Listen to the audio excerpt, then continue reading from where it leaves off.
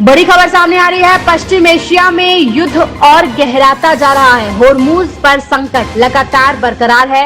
होर्मुज और ओमान की खाड़ी में बढ़ते तनाव के बीच भारतीय नाविकों की सुरक्षा को लेकर गंभीर चिंता पैदा हो गई है। आपको बता दें, पिछले 72 घंटों में अमेरिकी नौसेना ने ऐसे 3 जहाजों पर कार्रवाई की है जिन पर भारतीय क्रूज सदस्य सवार थे। 10 जून को हुए एक हमले में 3 भारतीय नाविकों की जान जाने की भी खबर है, जबकि कई अन्य घटनाओं ने समुद्री मार्गों की सुरक्षा पर बड़े सवाल खड़े कर दिए हैं। पहली घटना 8 जून को ओमान के दक्षिण पूर्वी तट के पास हुई, जब अमेरिकी नौसेना ने प्रतिबंधित बताए गए टैंकर पर मिसाइल हमला किया। 24 भारतीय क्रू सवार थे, हालांकि इस हमले में किसी की जान नहीं गई।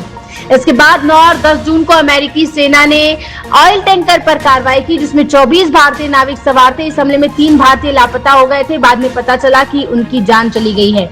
11 जून को एमटी जलवीर नामक एक अन्य जहाज से जुड़ी घटना सामने आई। ओमान के पास संकट में फंसे इस जहाज पर 21 क्रूज सदस्य, भारतीय क्रूज सदस्य मौजूद थे। हालांकि राहत की बात यह है कि सभी नाविकों को सुरक्षित निकाल लिया गया है और किसी के हताहत होने की खबर नहीं है। लगातार तीसरे दिन हुई इस घटना ने भारत की चिंताओं को और बढ़ा दिया है। विदेश मंत्रालय के अनुसार इन घटनाओं में शामिल सभी जहाज विदेशी झंडे वाले थे और भारतीय स्वामित्व के नहीं थे। मंत्रालय ने पुष्टि की है कि इन कार्रवाइयों में अमेरिकी नौसेना शामिल थी।